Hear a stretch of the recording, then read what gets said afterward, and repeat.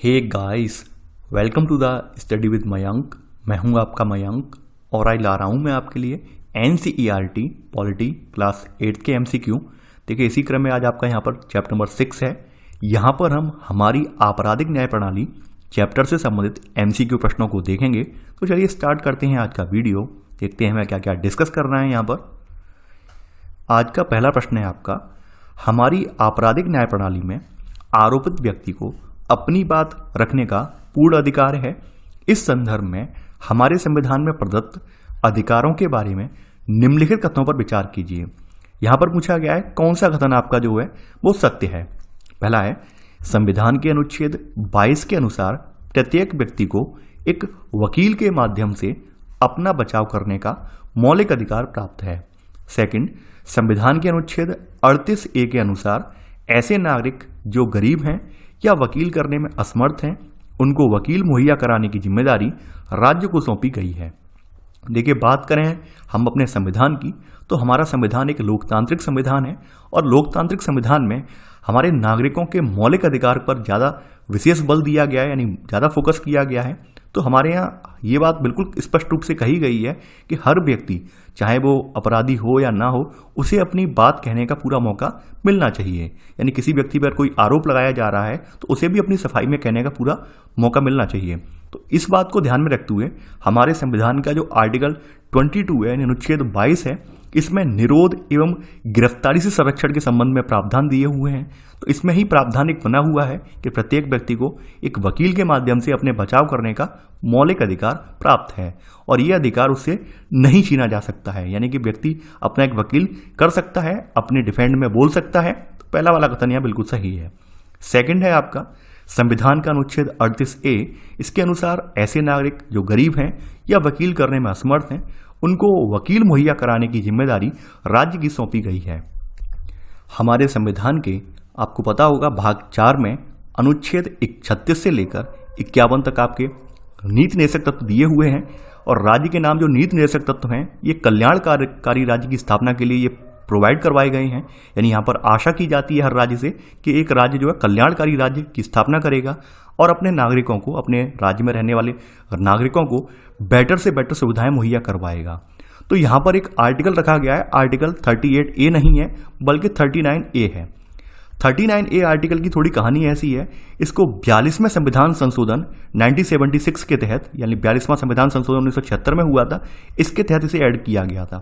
यहाँ पर ऐड करने का यहाँ पर प्रयोजन ये था कि समाज में ऐसे भी वर्ग होते हैं, यानी जिनके पास खाने भर के भी पैसे नहीं हैं और किसी ना किसी केस में वो फंसा दिए गए हैं या फिर किसी कारणवश वो जेल में बंद हैं। तो ऐसे नागरिक अपना केस लड़ने में असमर्थ हैं, वकील की फीस देने में असमर्थ हैं। तो ऐसे नागरिकों को विधिक सहायता प्रोवाइड करवाने की जिम्मेदारी किसकी है? यहाँ पर राज्य सरकार के ऊपर डाली गई है। तो ये बात यहाँ पर आपके अनुच्छेद 39A में कही गई है। यानी कि यहाँ पर सामान्य न्याय को बढ़ावा देने के लिए, गरीबों को मुफ्त कानूनी सहायता प्रदान करने के लिए अनुच्छेद 39A में ये बात लिखी गई है। तो यहाँ पर सेकंड वाला कथन गलत हो जाएगा, क्योंकि यहाँ लिखा है अनुच्छेद 38A नहीं है बल्कि अनुच्छेद 39A है। यहाँ पर पहला वाला कथन सही है, तो आंसर है आपका A, केवल एक। क्वेश्चन नंबर सेकंड है आपका, किसी क्षेत्र में कोई घटना घटित होने पर संबंधित क्षेत्र के पुलिस स्टेशन में शिकायत दर्ज करवाई जाती है। अपराध की जांच करने में पुलिस की भूमिका के संदर्भ में निम्नलिखित कथनों पर विचार कीजिए। पूछा गया है कौन सा कथन यहाँ पर असत्य है। पहला है, पुलिस थाने में शिकायत दर्ज होने पर पुलिस अफसर मामले की छानबीन करते हैं और आरोपितों को गिरफ्तार करते हैं। सेकंड, पुलिस को लगता है कि सबूतों से आरोपी का दोष साबित होता है, दिखाई दे रहा है, तो पुलिस अदालत में आरोप पत्र यानी कि चार्जशीट दाखिल कर देती है। थर्ड है आपका, पुलिस गिरफ्तार किए गए आरोपित को यानी कि यहाँ पर 48 घंटे में दंडाधिकारी यानी मजिस्ट्रेट के सम्मुख पेश करती है। अगला है, जब किसी व्यक्ति को यहाँ पर गिरफ्तार किया जाता है तो अदालत ही तय करती है कि आरोपी वाकई दोषी है या नहीं। बात करें आपके आसपास की, देखिए आप सभी जानते हैं कि हम लोग किसी ना किसी क्षेत्र में रहते हैं और वो क्षेत्र जो होता है वो किसी ना किसी थाने के क्षेत्र में आता है। तो हमारे यानी कि हम किसी भी थाने के क्षेत्र में घटित होने वाले अपराध को आप क्या करते हैं, नज़दीकी जो भी पुलिस स्टेशन है वहाँ पर जाके कंप्लेंट दर्ज करवाते हैं, यानी शिकायत दर्ज करवाते हैं और पुलिस आपकी शिकायत के आधार पर इन्वेस्टिगेशन करती है यानी छानबीन करती है और ऐसे करके किसी आरोपी को गिरफ्तार करती है। तो यहाँ पर पहला वाला कथन तो यहाँ पर बिल्कुल सही है।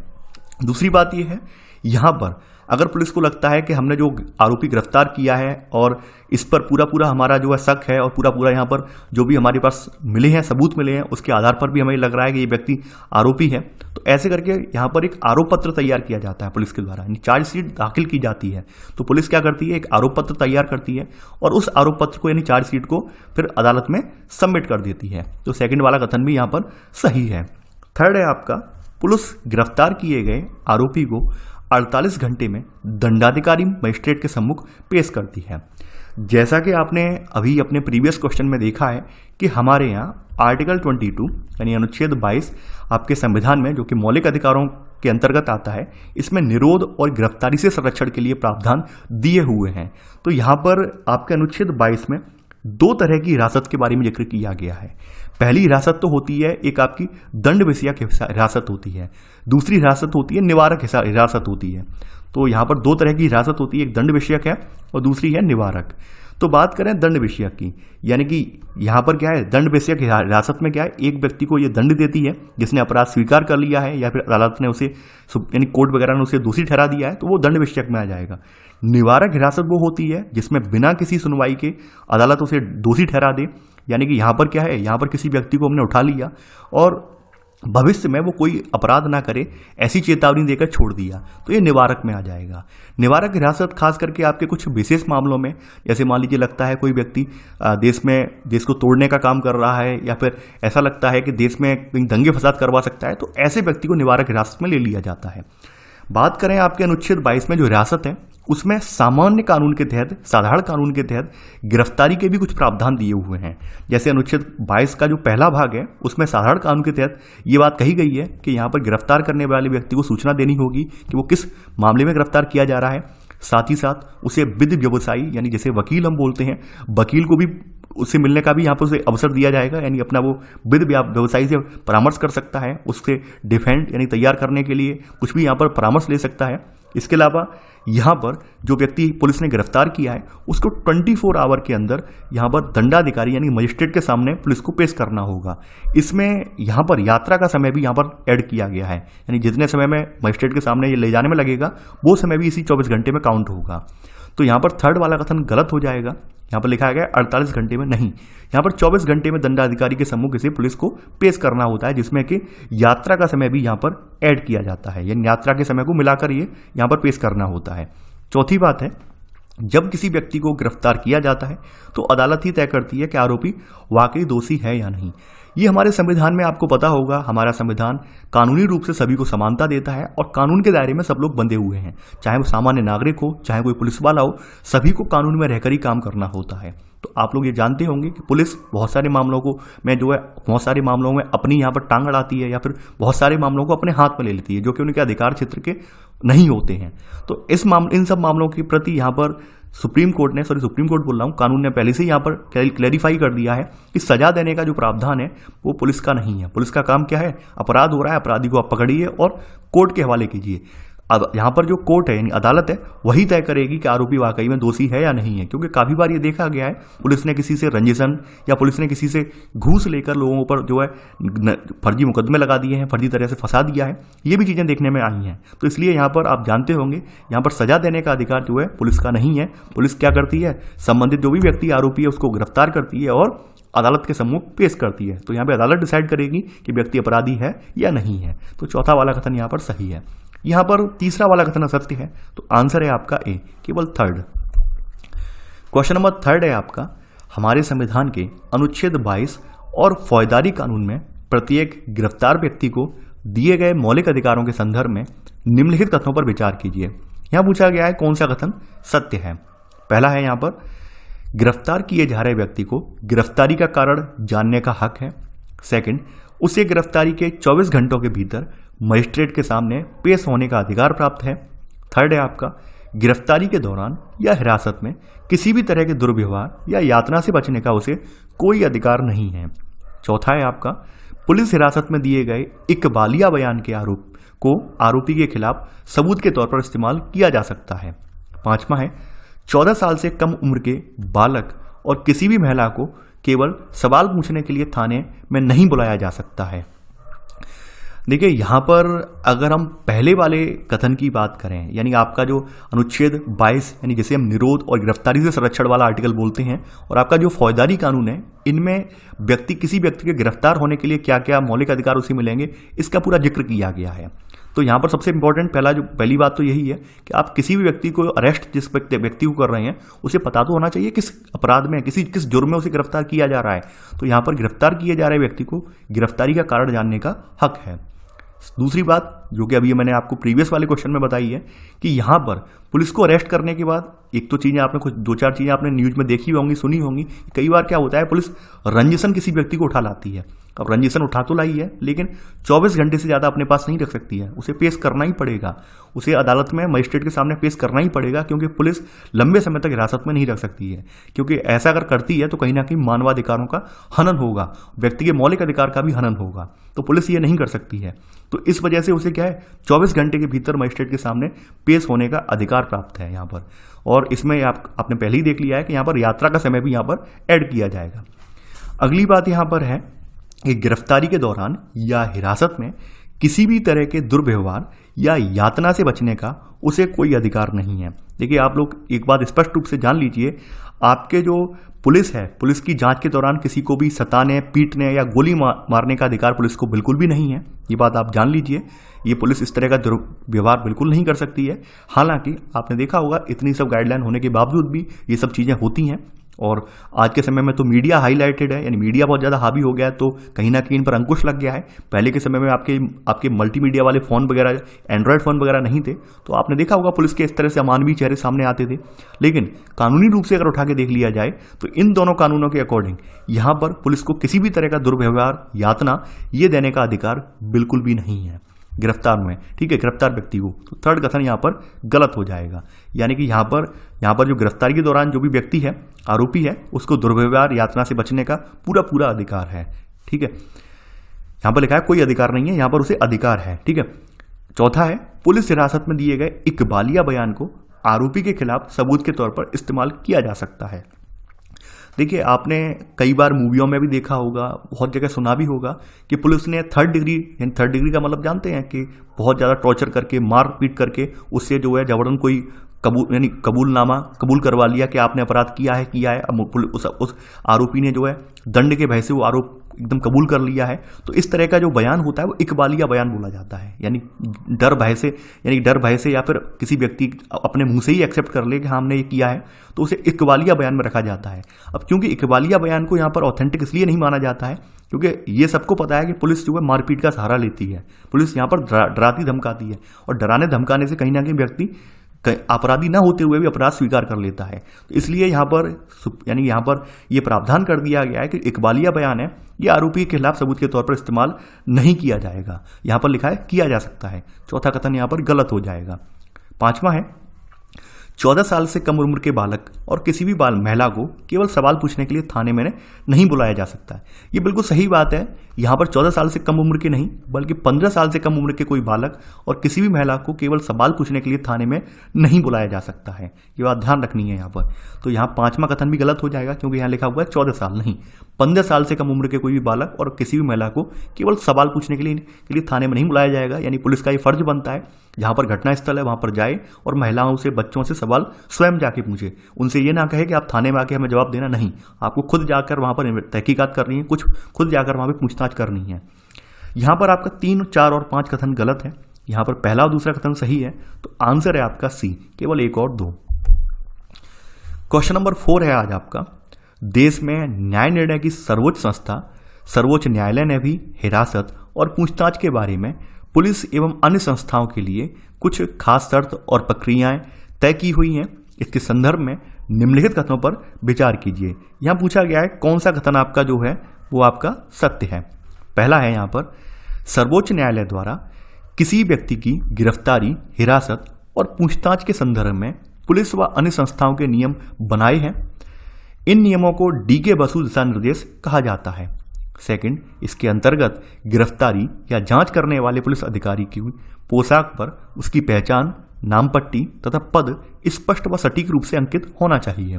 थर्ड है आपका, इन दिशा निर्देशों में गिरफ्तारी के समय एक गवाह जो गिरफ्तार व्यक्ति के परिवार का सदस्य भी हो सकता है इसकी उपस्थिति तथा अरेस्ट मेमो पर गिरफ्तार व्यक्ति के दस्तखत का होना अनिवार्य है।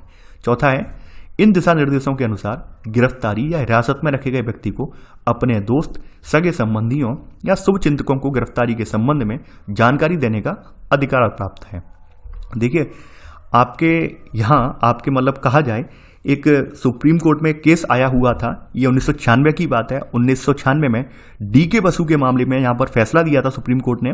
एक 11 लाइन का एक यहाँ पे गाइडलाइन तैयार की थी, और ये गाइडलाइन आज भी यहाँ पर लागू है। दिशा निर्देश वाली जो 11 लाइन की गाइडलाइन थी, ये डीके बसु की दिशा निर्देश वाली गाइडलाइन के नाम से जानी जाती है।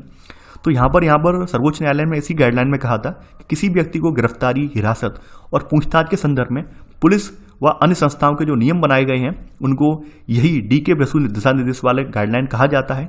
और इसमें ऐसे करके यहाँ पर डीके बसु के तहत केस में 11 गाइडलाइन तैयार की गई थी, जिन्हें पुलिस को और या फिर और भी जो संस्थाएं हैं, जो कि CBI वगैरह हुई, और भी संस्थाएं जो हैं जो इंक्वायरी वगैरह करती हैं, उन सभी पर ये लागू होती है। तो यहाँ पहला वाला कथन बिल्कुल सही है। और ये जो केस हुआ था डीके बसु वाला, ये 1996 का केस है, 1996 वाला में केस है। और इस केस में यहाँ पर ये गाइडलाइन तैयार की थी सुप्रीम कोर्ट ने। तो यहाँ पहला वाला कथन यहाँ पर बिल्कुल सही है। सेकंड कथन यहाँ पर ये है आपका, इसके अंतर्गत गिरफ्तारी या जांच करने वाले पुलिस अधिकारी की पोशाक पर उसकी पहचान, नाम पट्टी तथा पद स्पष्ट व सटीक रूप से अंकित होना चाहिए। आपने देखा होगा, तमाम बार देखा होगा, पुलिस के ऐसे कारनामे सामने आए हैं जहां पर पुलिस ने किसी से रंजिशन या फिर किसी के कहने पर सिविल ड्रेस में जाकर किसी व्यक्ति को उठा लिया है और उसका एनकाउंटर कर दिया है। घर वालों को पता ही नहीं चल पाता है कि भाई हमारे यहाँ हमारे घर का कैंडिडेट है, उसे कौन लेके गया है, कौन अधिकारी आया है, उसका नाम क्या है, घर वालों को नहीं पता चल पाता है। तो ऐसे तमाम अपराध भी हुए हैं। पुलिस ने ऐसी बहुत सारी वारदातें हुई हैं जहाँ पर देखा गया है पुलिस ने अपराधियों के साथ मिलकर इस तरह की वारदातों को अंजाम दिया है। तो इन सब वारदातों से बचने के लिए, यहाँ पर आरोपित को बचाने के लिए ये इस तरह का प्रावधान रखा गया है कि अगर आप किसी को अरेस्ट करने जा रहे हैं तो वहाँ पुलिस अधिकारी की पोशाक, उसकी पहचान होनी चाहिए कि भाई कहाँ से आया है, कौन से थाने से है, किस जगह से है, नाम पट्टी साफ साफ नेम प्लेट होनी चाहिए, पद स्पष्ट रूप से उसका दिखाई देना चाहिए। ये सब होना चाहिए ताकि उसके घर वालों को पता चले कि हाँ वास्तव में पुलिस ही है, कोई ऐसा तो नहीं पुलिस के भेष में कोई यहाँ पर और कोई व्यक्ति आ गया हो। तो यहाँ सेकंड वाला कथन बिल्कुल सही है। दूसरी बात है, यहाँ पर सेकंड में बताया गया कि इन दिशा निर्देशों में गिरफ्तारी के समय एक गवाह, जो कि गिरफ्तार व्यक्ति के परिवार का सदस्य भी हो सकता है, इसकी उपस्थिति या फिर अरेस्ट मेमो जो तैयार की जाती है, इसमें जो गिरफ्तार किया जाने वाला व्यक्ति है इसका साइन होना अनिवार्य है, दस्तखत होना अनिवार्य है। ये हकीकत बात है यहाँ पर। यानी जब भी किसी व्यक्ति की अरेस्टिंग होगी तो यहाँ पर जो भी अरेस्ट मेमो बनेगी वहाँ पर एक गवाह आपको लेना पड़ेगा। गवाह आपके उस व्यक्ति संबंधित आरोपी व्यक्ति के परिवार का भी हो सकता है, पड़ोसी भी हो सकता है, कोई भी गवाह हो सकता है, लेकिन एक गवाह जरूर होना चाहिए। सरकारी गवाह नहीं होगा। ध्यान देने वाली बात है, यहाँ पे पुलिस का कोई नुमाइंदा गवाह नहीं बनेगा। यानी पुलिस में से आप कांस्टेबल या SI वगैरह वो गवाह नहीं बनेगा। कोई आसपास का, यानी व्यक्ति जो भी आरोपी है उसके आसपास का, उसके परिवार का, उसमें से कोई एक गवाह बनेगा। ठीक है, उसके सामने अरेस्टिंग हुई है, ये बात यहाँ पर इसमें लिखी जाएगी। और इसमें साथ ही साथ जो व्यक्ति गिरफ्तार किया जा रहा है उसके भी दस्तखत यहाँ पर करवाए जाएंगे। चौथा कथन है यहाँ पर कि इन दिशा निर्देशों के अनुसार जो गिरफ्तार या हिरासत में रखे व्यक्ति को है अपने दोस्त, सगे संबंधियों या शुभचिंतकों को गिरफ्तारी के संबंध में जानकारी देने का अधिकार है। यानी कि जो आपके डीके बसु के नाम से 11 लाइन वाली जो दिशा निर्देश जारी किए हैं सुप्रीम कोर्ट ने, इसमें साफ साफ बात दोहराई गई है कि मान लीजिए आप किसी आरोपी को गिरफ्तार कर रहे हैं और उस समय उस आरोपी का परिवार भी नहीं है, कोई शुभचिंतक दोस्त वगैरह भी वहां पर नहीं है। ऐसे में क्या है, उस व्यक्ति को, इन लोगों को, यानी अपने परिवार वालों को, अपने दोस्तों को, अपने शुभचिंतकों को इस बात के लिए यहाँ पर बताने का पूरा अधिकार है कि हमें पुलिस ने उठा लिया है। क्योंकि ऑब्वियस सी बात है, किसी को पता नहीं है अब आपको अकेले में ले जाके पुलिस आपके साथ क्या करे, तो ये पता तो होना चाहिए कि भाई क्यों गिरफ्तार किया है। अगर आपको पुलिस घर वालों को पता होगा तो घर वाले क्या करेंगे, तत्काल वकील का इंतजाम करेंगे, आगे की कार्रवाई के लिए यहाँ पे कार्यरत हो जाएंगे कि हमें आगे क्या करना है, आपको कैसे, मतलब अगर आपको पुलिस ने जानबूझ के गिरफ्तार कर लिया तो आपको कैसे बचाना है। तो इसलिए ये प्रावधान भी रखा गया है कि अगर मान लीजिए उस समय, यानी एट ए टाइम वहाँ पर उस व्यक्ति के परिवार वाले नहीं हैं, घर वाले नहीं हैं, तो 8 से 10 घंटे के भीतर कैसे भी करके ये व्यक्ति अपने परिवार वालों, सगे संबंधी या फिर कोई और, इन सबको यहाँ पर ये जानकारी देने का इसे अधिकार प्राप्त है। तो यहाँ पर आपके चारों ही कथन सही हैं, तो आंसर है आपका डी, यानी कि उपरोक्त सभी। अब आपका क्वेश्चन नंबर 5 है यहाँ पर, किसी संज्ञेय अपराध की सूचना मिलने पर थाने के प्रभारी अधिकारी तत्काल प्रथम सूचना रिपोर्ट दर्ज करते हैं। प्रथम सूचना रिपोर्ट के संदर्भ में निम्नलिखित कथनों पर विचार कीजिए। पूछा गया है यहाँ पर कौन सा कथन आपका जो है सत्य है। पहला है, पुलिस लिखित सूचना मिलने पर ही प्राथमिकी यानी कि FIR दर्ज कर सकती है, मौखिक पर नहीं। सेकंड, प्राथमिकी में आमतौर पर वारदात की तारीख, समय और स्थान इसका उल्लेख किया जाता है। थर्ड, इसमें मूल तथ्यों और घटनाओं का विवरण सहित अपराधियों का पता और गवाहों का भी यहाँ पर उल्लेख किया जाता है। चौथा है आपका, शिकायतकर्ता को पुलिस से FIR की एक नकल फीस जमा कर प्राप्त करने का कानूनी अधिकार है। देखिए, संज्ञेय अपराध कौन से होते हैं?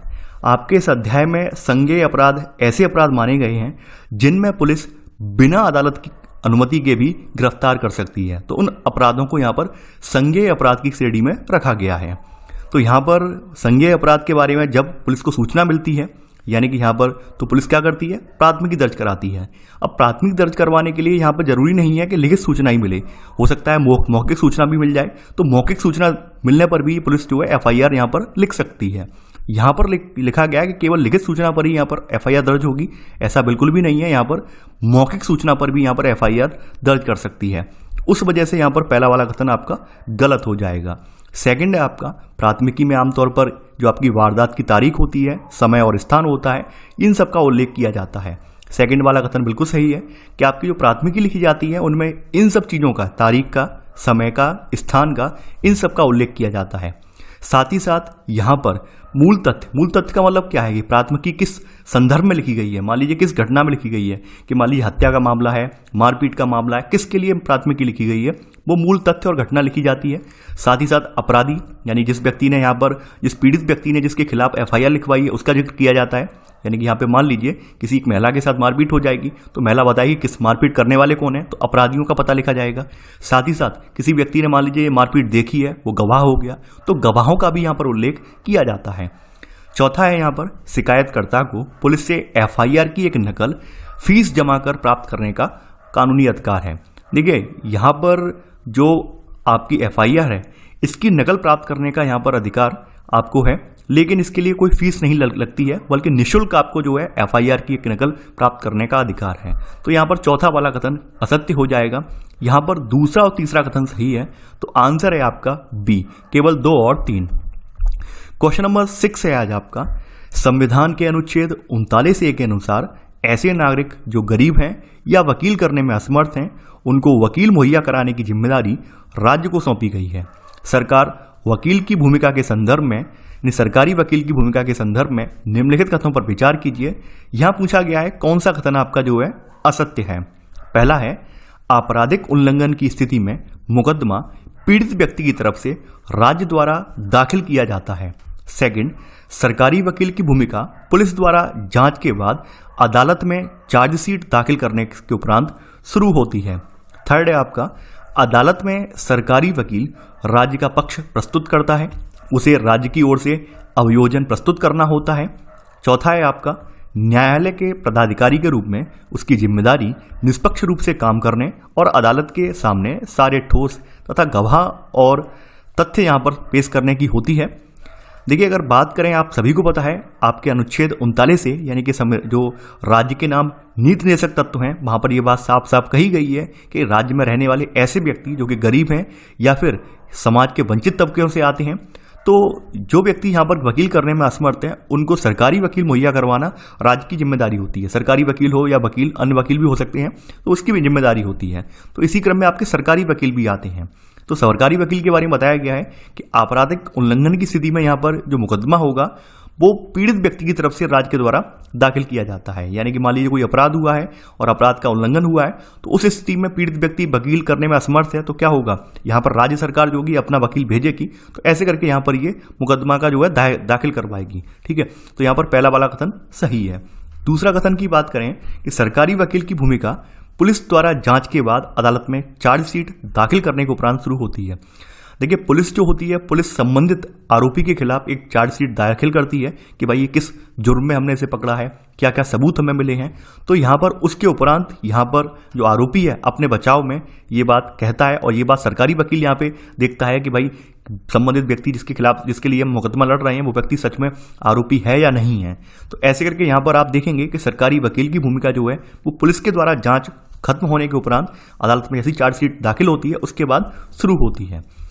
अदालत सरकारी यानी अदालत में सरकारी वकील राज्य का पक्ष प्रस्तुत करता है और उसे राज्य की ओर से अभियोजन प्रस्तुत करना होता है। क्योंकि यहाँ पर आपने ऊपर पहले ही देख लिया है कि भाई सरकारी वकील गवर्नमेंट का होता है, राज्य का होता है, तो यहाँ पर यानी चूंकि ये सरकारी वकील जो है पीड़ित व्यक्ति की तरफ से लड़ रहा है, तो ये कहीं ना कहीं राज्य की ओर से लड़ रहा है, तो राज्य की ओर से अभियोजन इसे प्रस्तुत करना होता है। तो यहाँ थर्ड वाला कथन भी यहाँ पर सही है। न्यायालय के पदाधिकारी के रूप में उसकी जिम्मेदारी निष्पक्ष रूप से काम करने और अदालत के सामने सारे ठोस तथ्य, गवाह और सबूत पेश करने की है।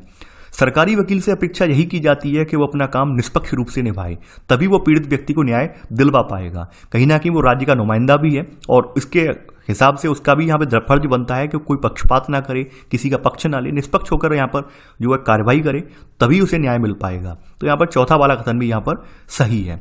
यहाँ पर आपके 4 कथन जो दिए गए हैं, इनमें से एक भी कथन असत्य नहीं है, तो आंसर होगा डी, इनमें से कोई भी कथन असत्य नहीं है। क्वेश्चन नंबर 7 है अब आपका, न्यायाधीश की वही हैसियत होती है जो खेलों में अंपायर की होती है। न्याय प्रक्रिया में न्यायाधीश की भूमिका के संदर्भ में निम्नलिखित कथनों पर विचार कीजिए।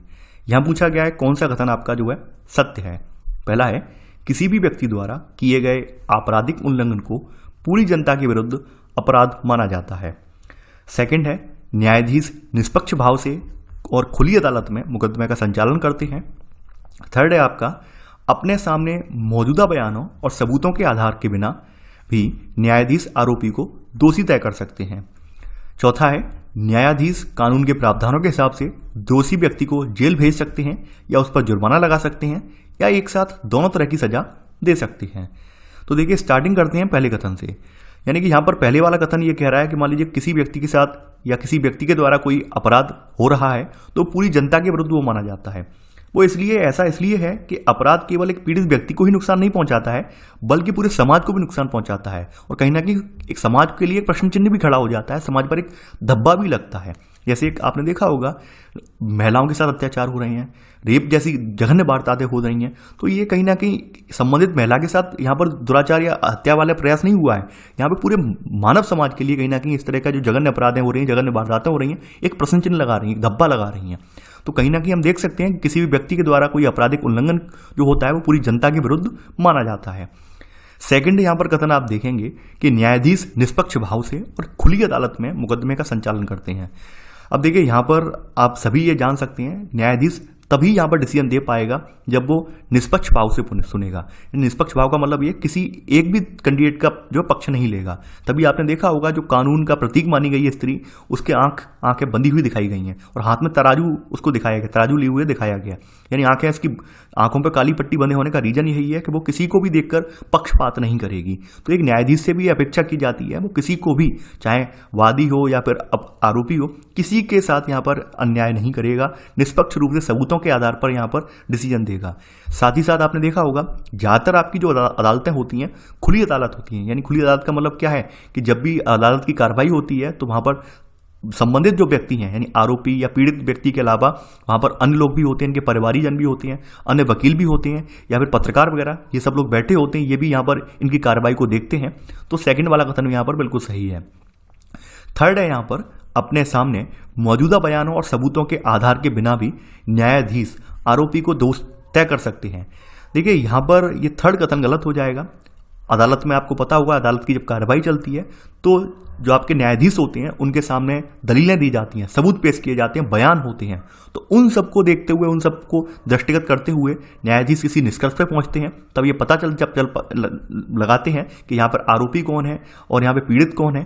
तो ऐसे करके एंड में वो निष्कर्ष पर पहुंचते हैं, तब वो तय करते हैं कि आरोपी वास्तव में आरोपी है भी या फिर नहीं है, यानी इसने कोई आरोप किया भी है या नहीं किया है। तो यहाँ थर्ड कथन गलत हो जाएगा क्योंकि यहाँ पर लिखा है कि इन सबके बिना, नहीं बिना पर नहीं, इन सबको देखते हुए। चौथा वाला कथन है आपका, न्यायाधीश कानून के प्रावधानों के हिसाब से दोषी व्यक्ति को जेल भेज सकते हैं या उस पर जुर्माना लगा सकते हैं या एक साथ दोनों तरह की सजा दे सकते हैं।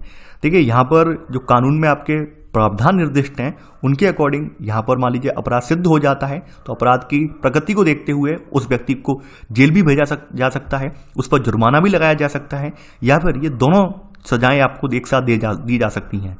तो यहाँ पर आपका 1, 2 और 4 कथन सही है, तो आंसर है आपका सी, केवल 1, 2 और 4। क्वेश्चन नंबर 8 है अब आपका, हमारा संविधान देश के हर नागरिक को निष्पक्ष सुनवाई का अधिकार देता है। संविधान द्वारा प्रदत्त निष्पक्ष सुनवाई के लिए प्रदत्त प्रावधानों के संदर्भ में निम्नलिखित कथनों पर विचार कीजिए। पूछा गया है कौन सा कथन सत्य है। पहला है, संविधान में अनुच्छेद 21 के अंतर्गत जीवन के अधिकार का आश्वासन दिया गया है।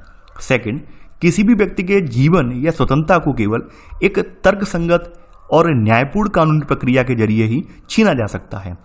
देखिए, हमारे संविधान निर्माताओं ने एक बात यहाँ पर स्पष्ट रूप से कही थी, चाहे बेशक 100 अपराधी क्यों ना छूट जाएं, लेकिन एक बेगुनाह को सजा नहीं मिलनी चाहिए। और इसी बात को अमल हमारा जो है वर्तमान में आपका संविधान, आपका कानून इसी बात को अमल करता है। तो हमारे यहाँ आपके देखेंगे कि कोई भी नागरिक किसी के साथ अन्याय ना हो, इसलिए हमारे यहाँ अनुच्छेद 21 को भी दस्तखत रखा जाता है, अनुच्छेद 21 को भी ध्यान में रखा जाता है, क्योंकि जीवन का अधिकार बहुत इंपॉर्टेंट है। मान लीजिए किसी व्यक्ति को झूठे आरोप में फंसा दिया जाता है, उसे फांसी की सजा हो जाती है, तो कहीं ना कहीं अनुच्छेद 21 का सबसे बड़ा हनन होगा यहाँ पर। तो ये सबसे पहले यहाँ पर ध्यान में रखा जाता है। दूसरी बात, यहाँ पर किसी व्यक्ति के जीवन का अधिकार या फिर उसकी स्वतंत्रता, यानी स्वतंत्रता के बारे में आपको पता होगा, स्वतंत्रता किसी भारतीय का फंडामेंटल राइट है और ये आर्टिकल 19 में वर्णित है। तो ये दोनों अधिकार, यानी जीवन का अधिकार अनुच्छेद 21 में आ जाएगा, स्वतंत्रता वाला 19 में आ जाएगा। ये अधिकार विशेष परिस्थितियों में न्यायालय के द्वारा ही छीने जा सकते हैं, यानी इनके लिए एक तर्कसंगत और न्यायपूर्ण कानूनी प्रक्रिया है, उसी के तहत ये छीने जा सकते हैं। यानी स्वतंत्रता तभी छीनी जा सकती है, मान लीजिए कोई व्यक्ति अपराधी हो या फिर सस्पेक्ट हो, इस आधार पर हो कि इसके जाने से ये लगता हो कि इसके बाहर जाने से समाज में कहीं ना कहीं मनमुटाव हो सकता है, समाज में दंगे हो सकते हैं, तो उसकी स्वतंत्रता पर लगाम लगाई जा सकती है कानूनी प्रक्रिया के फलस्वरूप। या फिर जीवन ऐसे छीना जा सकता है, किसी व्यक्ति ने ऐसा अपराध किया हो जो वास्तव में बहुत ही ज्यादा जघन्य हो, तो उसे प्राणदंड मिला हो, तो ऐसे उसका जीवन छीना जा सकता है, लेकिन एक विधि के द्वारा स्थापित प्रक्रिया के द्वारा छीना जाएगा, मनमाने ढंग से नहीं छीना जाएगा। तो यहाँ पर सेकंड वाला कथन भी यहाँ पर सही है, दोनों ही कथन यहाँ पर सही है। तो आंसर है आपका सी, 1 और 2 दोनों। क्वेश्चन नंबर 9 है आपका, निम्नलिखित व्यक्तियों की भूमिका का उनके कार्यों के साथ मिलान कर सही विकल्प चुनें। देखिए, ये जो आपकी भूमिका वाला पोर्शन है, अगर आप पीडीएफ आपके पास इस किताब की, तो आप पाएंगे सबसे लास्ट में ये वाला पोर्शन है। तो कोई व्यक्ति, किसी व्यक्ति को लगे कि ये सर कहाँ से है, ये तो चैप्टर में कहीं दिख नहीं रहा है, आप बिल्कुल एंड में जाएंगे तो बिल्कुल लास्ट में, पीडीएफ के लास्ट में आपको जो प्रश्न वगैरह हैं उसके नीचे कुछ पोर्शन दिया हुआ है, तो वहाँ पर ये इस तरह के आपको देखने को मिलेंगे। तो यहाँ पर संबंधित आपके व्यक्ति हैं, इनकी भूमिका क्या है, कार्य क्या है, वो आप देखेंगे। सबसे पहले बात कर लेते हैं पुलिस। पुलिस की भूमिका क्या है? पुलिस की भूमिका अदालत में गवाहों की जांच करना नहीं हो सकती है, जले घर की तस्वीरें लेना, हाँ बिल्कुल सही बात है। पुलिस जो होती है प्राथमिकी दर्ज होने के बाद आपकी जमीनी लेवल पर तहकीकात करती है, इन्वेस्टिगेशन करती है, साक्ष्यों को जुटाती है। तो यहाँ पर मान लीजिए किसी व्यक्ति का घर जला दिया गया है, तो घर जलाने वाला व्यक्ति कौन है, घर जला हुआ कैसा है, कितना जला है, तो पुलिस क्या करेगी, इस सब मामले की तफ्तीश करेगी। तो पुलिस क्या करेगी, जले घर की तस्वीरें लेगी। जले घर की तस्वीर लेना किसका काम है, ये पुलिस का काम है। अब यहाँ पर हम देखें पुलिस के अलावा दूसरी बात देखें, सरकारी वकील। सरकारी वकील क्या करता है? सरकारी वकील जो पीड़ित व्यक्ति है, पीड़ित व्यक्ति पक्ष से तरफ से यहाँ पर न्याय के लिए लड़ रहा है। अब मान लीजिए पीड़ित व्यक्ति के खिलाफ किसी अभियोजन पक्ष ने कोई और यहाँ पर गवाह लेकर आए कि भाई, जैसे एक एग्जाम्पल आपके किताब में दिया हुआ है, एग्जाम्पल ये दिया हुआ है कि घर में काम करने वाली महिला है, उस पर हार, यानी हार जो होता है महिलाओं का गले में पहनने वाला, उस पर चोरी का आरोप लगा दिया गया है, जबकि उस महिला जो आप घर में काम करने वाली महिला है उसने वो हार नहीं चुराया है। तो यहाँ पर जो भी यानी पीड़ित व्यक्ति हैं या फिर जो वादी हैं, दोनों ही यहाँ पर अपना अपना पक्ष रख रहे हैं। तो यहाँ सरकारी वकील अदालत में गवाह जो आएंगे उन गवाहों की जांच करेगा कि वास्तव में ये सही है या गलत है, यानी उनसे सवाल पूछताछ करेगा, उनसे जानेगा कि आपने जो मौका वारदात पर वास्तव में देखा भी था या नहीं देखा था, या फिर आपने केवल और केवल कुछ भ्रम में आकर इसके खिलाफ आप कार्रवाई तो नहीं कर रहे हैं, इसके खिलाफ आप बयान तो नहीं दे रहे हैं। तो ये सारी जाँच कौन करेगा? ये सरकारी वकील ये जाँच करेगा। तो आप ये ध्यान रखना। यहाँ पर आगे बढ़ते हैं। यहाँ पर बचाव पक्ष के वकील। देखिए, बचाव पक्ष के वकील का काम यह होता है कि वो पीड़ितों का पक्ष प्रस्तुत करें, यानी कि जो भी पीड़ित व्यक्ति है उसका पक्ष यहाँ पे प्रस्तुत करें। अब पीड़ित कौन है? पीड़ित यहाँ पर वो माना जाएगा, जैसे मान लीजिए आपके चैप्टर में एग्जाम्पल जो दिया गया है उस चैप्टर के एग्जाम्पल के अकॉर्डिंग एक मकान मालिक है जिसके घर में ज्वेलरी की चोरी हो जाती है, तो वो पीड़ित पक्ष है। ठीक है, तो पीड़ित पक्ष ने क्या किया, अपनी नौकरानी पर यहाँ पर चोरी का आरोप लगा दिया। तो बचाव पक्ष का वकील क्या है, यानी कि जिनके घर में चोरी हुई है उनके बारे में उनकी दलील देगा कि भाई हमारे घर में चोरी हुई है और हम एक सस्पेक्ट के आधार पर, यानी एक यहाँ पर कह सकते हैं, यानी अगर हमारे माइंड में पहली चीज़ आ जाती है कि हमारे इर्द गिर्द रहने वाला व्यक्ति कौन है, उसके आधार पर हमने नौकरानी को जहाँ पर चोरी ठहराया है। दूसरी ठहराया क्योंकि नौकरानी के पास हमें कुछ चीज़ें ऐसी मिली थी जिनके आधार पर हमें लगा कि भाई नौकरानी हार चुराया होगा। तो ऐसे करके बचाव पक्ष का वकील जो है पीड़ितों का पक्ष प्रस्तुत कर रहा है कि भाई नौकरानी के पास जो पैसे इतने मिले हैं, पैसे मिलने की वजह से हमें लग रहा है कि इसी ने हार चुराया होगा, हार बेचकर पैसे इसने बचाए होंगे, इस तरह की बचाव पक्ष के वकील जो बात कर रहा है उसमें। तो ये सब आप यहाँ पर देख सकते हैं। वहीं यहाँ पर न्यायाधीश की भूमिका क्या आ जाती है, न्यायाधीश की भूमिका देख लेते हैं। न्यायाधीश सारी बातें, सारी दलीलें सुनता है और उन दलीलों के बाद अपना फैसला देता है। तो आप देख सकते हैं यहाँ पर आपके चारों जो युग्म है मैंने सुमेलित कर दिए हैं, यानी कि यहाँ पे पुलिस का जो है यानी ए का दूसरा है, ठीक है, सरकारी वकील का पहला है, इसके अलावा बचाव पक्ष के वकील का चौथा है, और डी यानी कि न्यायाधीश का यहाँ पर फैसला लिखना काम है। तो यहाँ पर आंसर होगा सी, यानी पुलिस का काम है जले घर की तस्वीरें लेना, पुलिस का काम आ जाता है। सरकारी वकील का काम है अदालत में गवाहों की जांच करना है। बचाव पक्ष के वकील का काम क्या है, पीड़ितों का पक्ष प्रस्तुत करना है। और न्यायाधीश का काम क्या है, फैसले लिखना है। तो यहाँ पर आंसर होगा आपका सी। क्वेश्चन नंबर 10 है आज आपका, यानी यहां पर भी सूची 1 को सूची 2 से हमें मिलाना है। आपकी किताब में कुछ शब्द दिए हुए हैं, उन शब्दों का आपको अर्थ बताना है कि ये इन अर्थ जो है इनके सही हैं या नहीं है। जैसे जिरह, जिरह का मतलब क्या होता है, जिरह का मतलब होता है बहस करना। यानी आपने देखा होगा कि जब कोर्ट की सुनवाई चल रही होती है तो पक्ष और विपक्ष के वकील जो होते हैं वो पूछताछ करते हैं, यानी सवाल पूछते हैं, जवाब दिए जाते हैं, लगातार पूछते हैं कि हाँ भाई आपके जो भी आरोपी है या अभियुक्त है उन्होंने क्या क्या देखा है, क्या क्या नहीं देखा है। आपने देखा होगा टीवी वगैरह में, मूवी वगैरह में, सीरियल वगैरह में देखा होगा ये सब चीज़ें। तो ये पक्ष विपक्ष के वकीलों के द्वारा जो पूछताछ की जाती है उसे हम जिरह कहते हैं। उसे क्या कहते हैं, जिरह कहते हैं। अब अगली बात यहाँ पर आ जाती है, अगला आ जाता है संज्ञेय अपराध। संज्ञेय के बारे में अभी मैंने आपको बताया था कि भाई कुछ इस तरह के अपराध होते हैं, यहाँ पर पुलिस को अदालत की अनुमति के बिना गिरफ्तार करने की छूट होती है, उन अपराधों को हम संज्ञेय अपराध कहते हैं, ठीक है। तो ये अभी मैंने आपको बताया भी था। आगे बढ़ते हैं यहाँ पर हिरासत। हिरासत का मतलब क्या होता है कि पुलिस द्वारा किसी व्यक्ति को गैर कानूनी ढंग से अपने कब्जे में रखने को हम यहाँ पर हिरासत कहते हैं। निष्पक्ष का मतलब तो आप जानते हैं कि किसी का पक्ष ना लेते हुए न्याय संगत व्यवहार करना निष्पक्ष कहलाता है। तो निष्पक्ष का मतलब यहाँ पर ये है। तो यहाँ पर आप देख सकते हैं, आप युग्म अगर मिलाएंगे तो यहाँ पर ए का तीसरा जिरह का वाला जो पक्ष है तीसरा वाला पक्ष है, संज्ञेय वाला जो आपका आ रहा है, संज्ञेय का मतलब ये है यहाँ पर चौथा वाला है, तीसरा चौथा। इसके अलावा हिरासत जो आपकी जो है यहाँ पर ये पहला है, ठीक है, और निष्पक्ष वाला यहाँ पर आप देखेंगे ये दूसरा है। तो आंसर है आपका सी, यानी ए का तीसरा, बी का चौथा, सी का पहला और डी का दूसरा। ये जो दोनों क्वेश्चन आपके बने हुए हैं, आप किताब का लास्ट वाला पेज देखेंगे तो उन पेजों पर आपको इस तरह के जो शब्द देखने को मिल जाएंगे और वहां से क्वेश्चन ये बने हुए हैं। तो इसलिए मैंने बता दिया है कि कुछ लोग कमेंट करके पूछेंगे कि सर आपने एक चैप्टर पढ़ाया था वहां पर तो ये था नहीं, तो ये कहाँ से आ गई। ये आपकी किताब में बिल्कुल लास्ट में दिया हुआ है, ठीक है। तो ये था हमारा आज का वीडियो। आई होप आपको आज का वीडियो पसंद आया होगा। वीडियो को लाइक शेयर करना बिल्कुल ना भूलें। साथ ही साथ आप हमें ज़रूर अपनी प्रतिक्रिया दें कि आपने इस चैप्टर से या फिर मेरे द्वारा प्रोवाइड की जा रहे वीडियो से आपने क्या क्या सीखा है, कितना सीखा है। मेरी पूरी कोशिश यही रहती है कि आपको गुणवत्तापूर्ण कंटेंट दिया जाए, चाहे बेशक धीमी गति से ही कंटेंट क्यों ना आ रहा हो, लेकिन आपको गुणवत्तापूर्ण कंटेंट मिले ताकि आप आगामी एग्जामों के लिए अच्छे से अच्छे तैयारी कर सकें।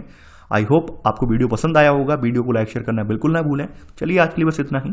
Thanks for watching. जय हिंद।